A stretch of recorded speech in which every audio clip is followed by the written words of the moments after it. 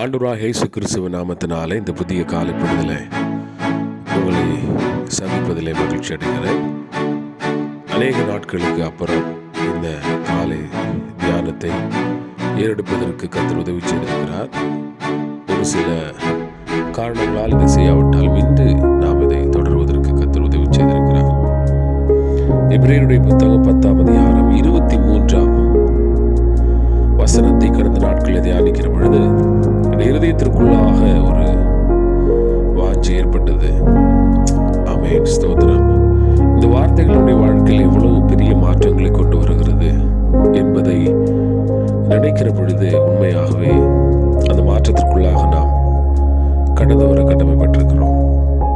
வேதவசனம் விடமாய் சொல்லுகிறது, நம்முடைய நம்பிக்கையை அறிக்கையிடுவதில் அசைவில்லாமல் உறுதியாக இருக்க கடவோம். Praise the Lord. ஆமென். கர்த்தர் நமக்கு ஒரு நம்பிக்கை கொடுத்திருக்கிறார்.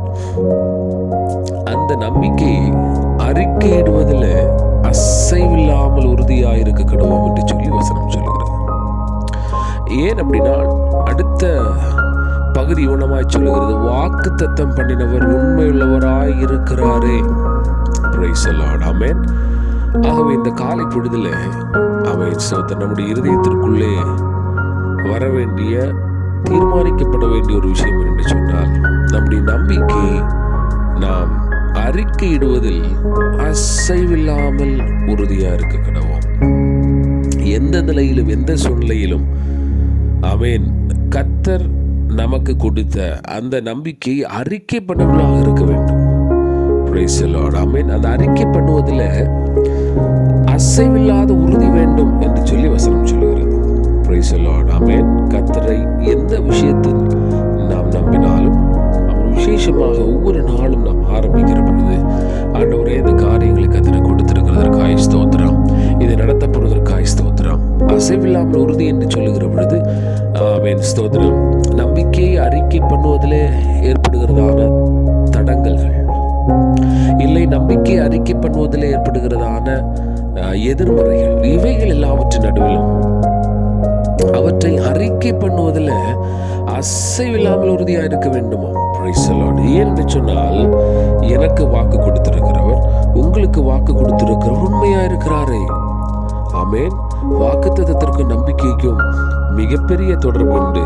நாம் வாக்குத்தத்தத்தை பெற்றுக்கொள்கிற பொழுது, வார்த்தைகளை பெற்றுக்கொள்கிற பொழுது, அந்த வார்த்தைகளின் மேல் நாம் வைக்கிற நம்பிக்கை தான் அந்த வாக்குத்தத்தத்தை ஆமென் பெற்றுக்கொள்வதற்குரியவர்களாக நம்மை மாற்றுகிறது. இந்த வாக்குத்தத்தத்திற்குள்ள ஒரு விஷயம் இருக்கிறது. அந்த வாக்குத்தத்தத்தை கொடுத்தவர் உண்மையுள்ளவர்.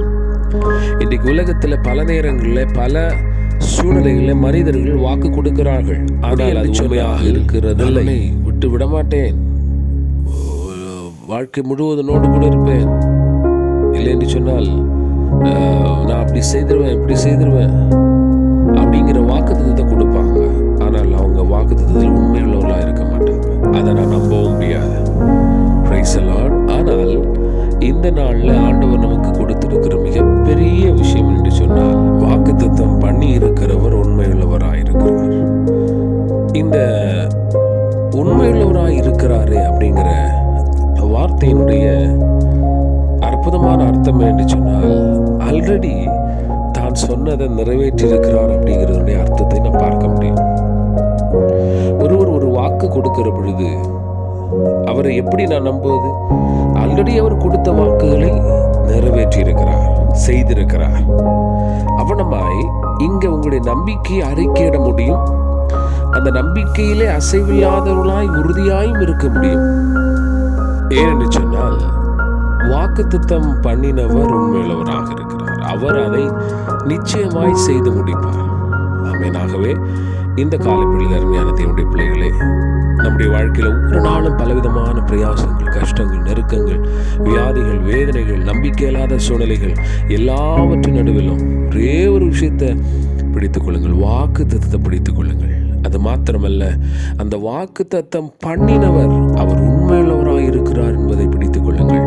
ஆக ஒவ்வொரு நாளும் காலையில் எழும்புகிற பொழுது, ஆண்டவரே உடைய வாக்குத்தத்தத்திற்காக ஸ்தோத்திரம், அதை நம்பிக்கையோடு அறிக்கையிடுகிறேன். என் வாழ்க்கையில் கர்த்தர் செய்ய போறதற்காய் ஸ்தோத்திரம், என் விசுவாச வாழ்க்கையில் மேன்மையான காரியங்களை செய்ய போறதற்காய் ஸ்தோத்திரம், தனிப்பட்ட வாழ்க்கையில் மேன்மையான மேன்மையான காரியங்களை செய்யப்படுவதற்காய் ஸ்தோத்திரம், என் பிள்ளைங்க வாழ்க்கையில் மேன்மையான காரியத்தை செய்யப்படுவதற்காய் ஸ்தோத்திரம் அப்படின்னு அறிக்கை பண்ணுங்க. அந்த அறிக்கை பண்ணுகிறதுல அறிக்கை பண்ணுவதற்கு எதிர்மறையாதான் ஒருவேளை சூழ்நிலை இருக்கலாம். ஆனால் வாக்குத்தத்தம் பண்ணினவரை நீங்க நினைச்சிட்டு உங்க அறிக்கையிடுதல அசைவில்லாமல் உறுதியாக இருங்கள். Price the Lord. அந்த நம்பிக்கையை பிடித்துக் கொள்வதற்கு ஆண்டவர் நமக்கு உதவி செய்யட்டும். ஒவ்வொரு நாள் அறிக்கையிடுங்க. கர்த்தர் அவைகளை நிச்சயமாய் நிறைவேற்றுவார். ஏன்னா அந்த வாக்குத்தத்தம் உண்மை உள்ளது. கிருபையில் ஆண்டவரே, இந்த நாளிலும் ஆண்டவர் நீர் எங்களுக்கு கொடுத்த வாக்குத்தத்தம் உண்மை உள்ளது. அதற்காய் ஸ்தோத்திரம். வாக்குத்தத்தம் பண்ணினவர் உண்மை உள்ளவர். அதற்காய் ஸ்தோத்திரம். அது மாறுவதில்லை. ஆகவே ஒவ்வொரு நாளும் நாங்கள் ஆண்டவரே எங்களுடைய நம்பிக்கை அறிக்கையிடுவதில் அசைவில்லாமல் உறுதியாக இருக்கிறது வச்சுங்க.